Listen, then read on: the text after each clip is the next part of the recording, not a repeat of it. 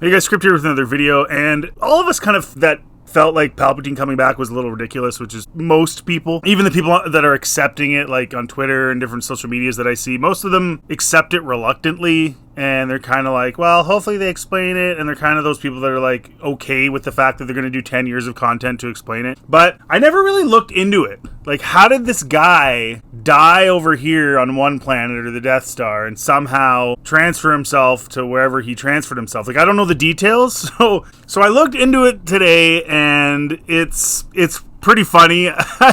There's a lot of stuff they're never really going to be able to explain properly. Like, no matter what, I'm never going to like it. I'm always going to think it was stupid. I'm always going to think he died in episode 6. But they're making things pretty hard on themselves. So now they don't call it essence transfer, but that's what it is. They call it transference, whatever. Was a dark side power that Force sensitive used to transfer their consciousness to a different body through the Force. The wielder of this ability could also utilize it to prevent the deaths of other beings. It was discovered through the Sith Order's ultimate goal of attaining immortality, with the Sith Lord Darth Plagueis becoming the first to harness the power of transference. And let's just make sure we're understanding here, like the way this is worded. It was discovered through the Sith Order's ultimate goal. Now, the Sith Order at the time is literally Darth Plagueis and Darth Sidious. It's not exactly like a order per se. It's two dudes, but whatever. Okay, this is just a summary. So let's get into like the actual Force power harness the dark side of Force sensitive. Through the Force, the user can the user of transference could send their consciousness into another corporeal body, the biological conditions of which its viability as a host for the Forced user's spirit. The biological conditions of which determined its viability as a host for the Forced user's spirit.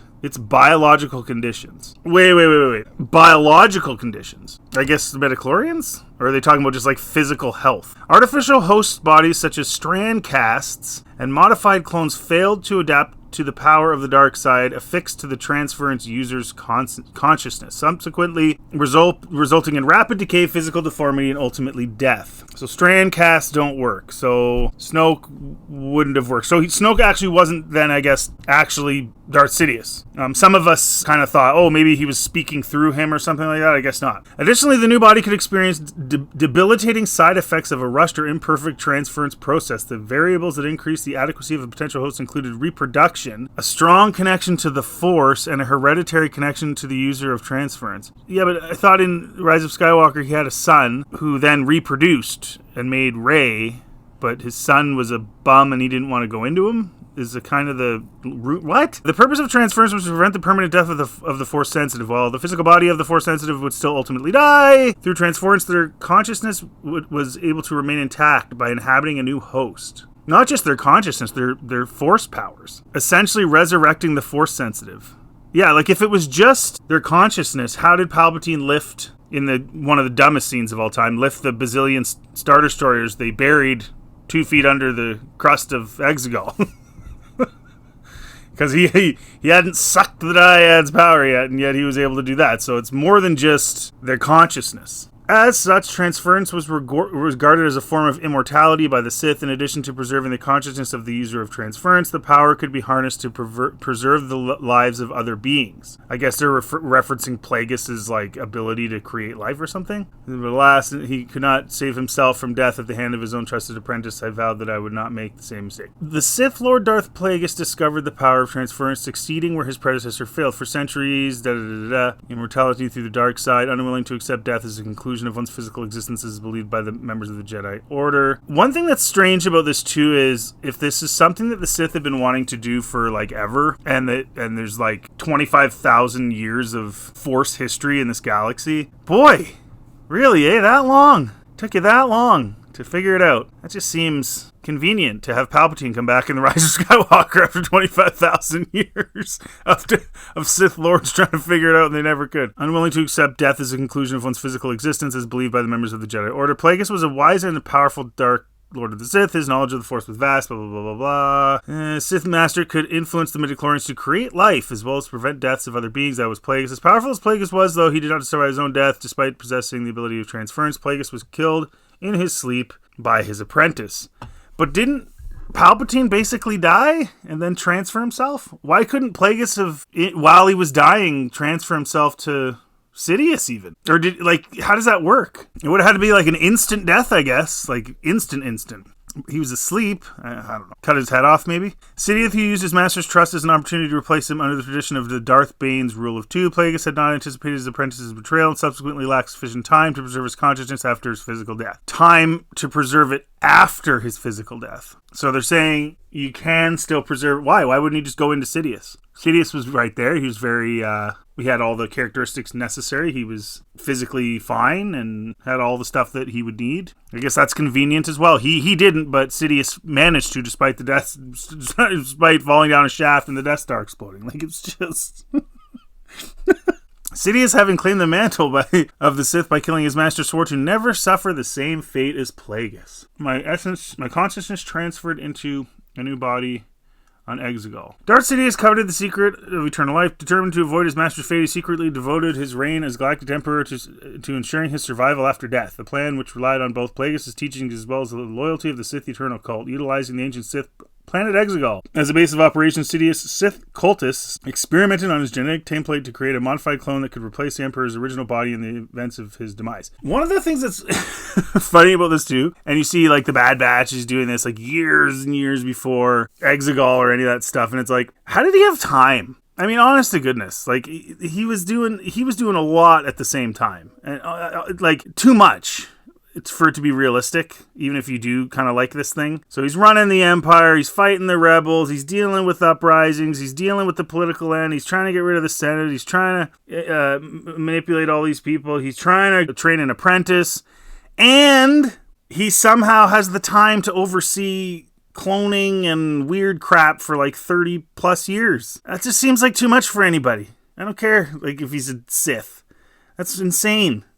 Like, he's building mega weapons, and he's overseeing like thousands of officers, hundreds of thousands of millions even. Who knows? A billion stormtroopers. Like, he's got all this stuff, and somehow he holds his empire like in an iron fist and is able to do all this other crap at the same time. I just find that totally stupid, but whatever. That time had come sooner than Sidious had anticipated, but he was successful in preserving his consciousness nonetheless. He having long sensed a remnant of the light side of the Force within his apprentice, Darth Vader, Sidious had planned... Now that right there sounds quite strange, because his turn was very dramatic in the end, and he was clearly evil, so whatever. Darth Vader, Sidious had planned his revival by the time of his death. So, what? So he knew that if he electrocuted the crap out of Luke and acted, like he's acting that whole time, he's going, and now you will die. And it's all just an act to get Vader to throw him off the thing. So he just had that ready to go. Like, what if things happened a week earlier? What if something happened sooner? What is he going to do? Vader perished as well, and with his demise, Darth Bane's Sith lineage was destroyed, fulfilling a prophecy of the Chosen One. Darth Bane's... What? Anakin's lineage is Darth Bane? Oh, Last Jedi Visual Dictionary, yeah. Well, they just make stuff up, so who knows what that even means. The power of transference succeeded in moving Sidious' spirit to the clone body that had been prepared for him on Exegol. Wait. Wait. Okay, so just to put it in perspective, okay, hold on. To go from any planet to any planet as like some sort of spirit or whatever he was, it would be insane. Like traveling from Earth to Uranus or something through our solar system is insanity. Like, it's insane. Like, the distance you'd have to go. So to travel from Endor to Exegol, his essence traveling through space, is literally like, it's got to be like 3/4 of the distance of the diameter of the galaxy. How long did it take? So he was so powerful, he could literally travel his spirit through like quadrillions of miles of space, but he couldn't, like, just deal with Vader and Luke himself, no problems. He desired to be in a decrepit old body on Exegol doing nothing for 30 years. That makes perfect sense. Makes perfect sense that he's so powerful he can do that, but he couldn't stop Vader from picking him up and throwing him down a shaft. And I love how they make it sound like he meant that to happen, like he was prepared for Vader. He was prepared before the Battle of Endor for him to do that, because he was going to then go flying and being a decrepit body and have no ability to do a whole heck of a lot for a while. But then he knew he'd be able to use his Snoke guy, and that Snoke would be loyal to him just because, even though he was weak, and who knows, maybe Snoke could have just killed him too, but he didn't. But no one knows why, because reasons. It's just, every time they try to explain, I've been saying this forever, every time they try to explain something, they leave massive new holes in stupidity that they are left to then further explain so that your butt continues to buy the content for decades on end trying to get answers. It's just so funny to me that he traveled through space from Endor to Exegol, somehow avoiding the explosion of the Death Star and what looked like a sort of sonic, like when all that white sort of power came flying up the shaft, all of us assumed that was essentially his essence, I guess. But it didn't go down the shaft, it went up, and it was just gone. It was like obliterated like wind. It was like a fart in the wind. Then he somehow survives the Death Star exploding, and then literally like his spirit flies through space, through quadrillions of miles of space. Awesome. That's so cool. Oh my gosh.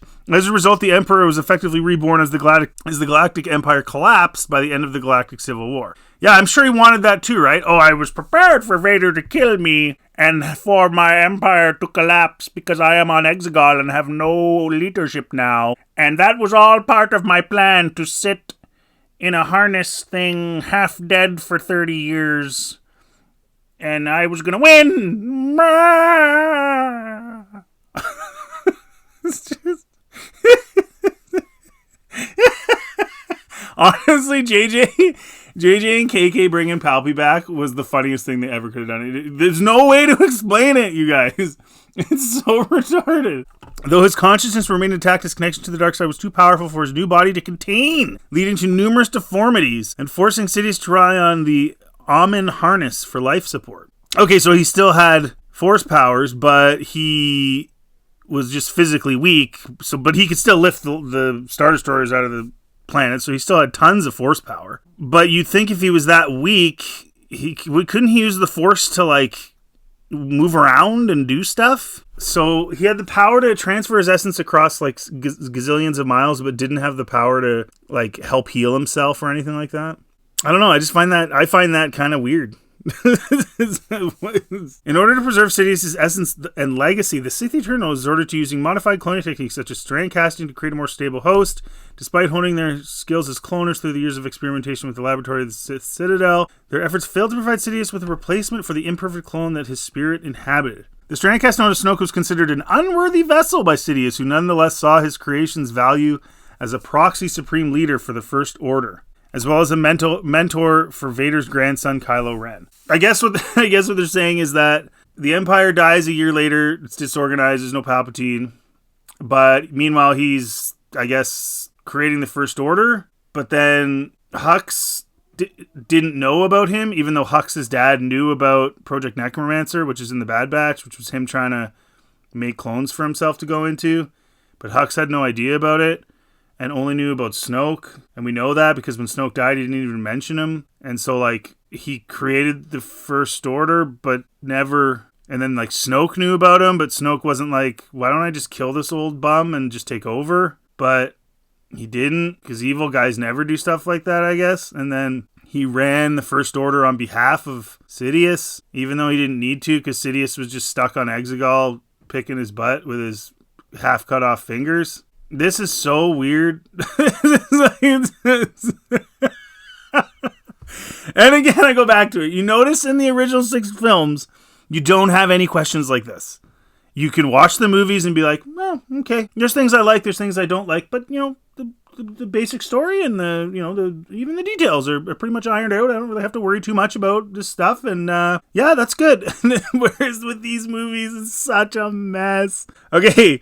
First Order, as well as a mentor for Vader's grandson, Kylo Ren. Oh, so he planned that too. He planned that his little Darth, whatever, Snoke there, that wears an armadillo on his head in the comic books, is gonna mentor Kylo Ren. That's great. And yeah, for some reason, Anyone cares about Sidious, who's stuck on Exegol doing nothing. Another Strand cast that was partly modeled on Sidious's template was his clone's son. The clone possessed sufficient health, yet failed to inherit his father's connection to the Force. Okay, so they're saying that Snoke's decrepit body, probably the ability to hold his Force, but not the physical capabilities. He was all kind of like beat up and crusty. Another thing about that is, why didn't they just like keep him in the vial till he grew all his tissue and stuff? Why is he like half ripped apart? It's clear they had a different plan for Snoke than what they did. Like, why did he have all these huge scars and stuff? Why did all the clones look the same? They had the massive scar on their head and half their face ripped off. Like, if your technology's producing tissue, you'd think you just... should we pull him out, sir? Nah, give him another month so he's a little more physically, better looking, and, maybe I can use him. No, it just doesn't make any sense. It's so obvious that Snoke was supposed to probably be Plagueis, and those are probably the scars from when Sidious thought that he had killed him, and then he went into the shadows after Sidious attempted to murder. He pretended to be dead and went into the shadows or something like that. Or some other guy, but either way, he had scars for a reason. No! We pulled him out early before the tissue configured on his face and his head. Sidious disdained the existence of his son. Well, it wasn't really your son. If it was a son, it would be you would have knocked boots, had a son, and cloned him. It's not a cloned son. It's just a clone. That would be like saying his clone on Exegol is his son. And then they made his quote clone son look absolutely nothing like him in the movie. He looks nothing like him. He doesn't even relate to he doesn't look even anything like sort of the 50-year-old Palpatine or whatever we see in the Phantom Menace. He disdained the existence of his son, whom he regarded as a creature that was ordinary and useless. However, he surmised that the clone could prove useful due to his inherited connection to the Palpatine bloodline, and therefore permitted his survival until a genetic heir could be produced through natural conception. If he can't inherit his connection to the Force, then why would he have a genetic heir that would produce anything? What? So now they're going to use it's a dormant gene. It's a dormant gene, and then Rey got it. This goes on and on. So he let him live so he could produce an heir. Through natural conception, the Emperor's son ultimately sired a daughter, Rey, who had inherited the powerful Force sensitivity of her grandfather. Which again doesn't make sense because he's a failed Strand cast, right? If he was an actual son and the gene was a little more suppressed and then went on to her, then you could say, okay, well, that happens. That can make some sense, right? But if he's a failed clone, i.e. he can't use the Force, then there's no way he could produce a Force-sensitive person. It's over.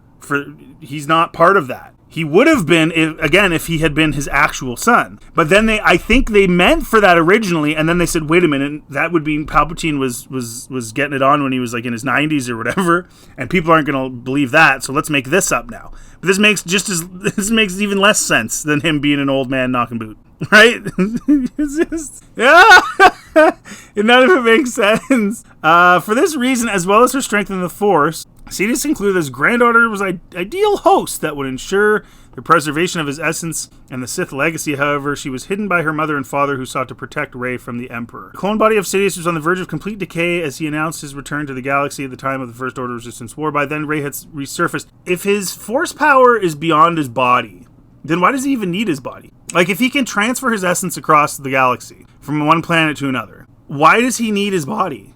Like, when he lifts his decrepit old hands, his half fingers up, and lifts the Star Destroyers, why does he even need his body for that? I don't get that. Like, if you're gonna say he's still super Force powerful, then is he or isn't he? He obviously is, even in his crappy old body, so what's the point of all this? By then, Rey had resurfaced in the greater galaxy.